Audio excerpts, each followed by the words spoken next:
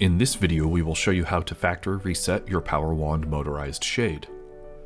To factory reset a shade, press and hold the stop button for 5 seconds. The shade will jog 1 time. Then, press and hold the programming button on the back of the pendant for 7 seconds. The shade will jog 2 times. This confirms the motor has been reset.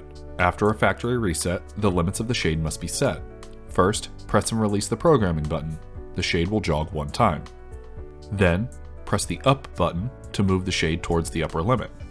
You can hold the button to have the shade run, or tap the buttons for fine adjustment. Be sure to stop the shade as there is currently no limit set.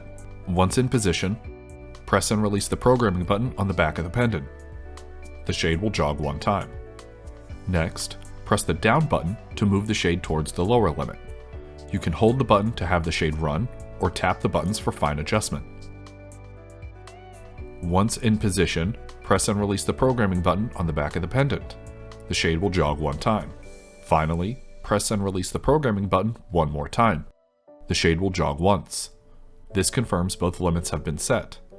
Your shade is now ready for use.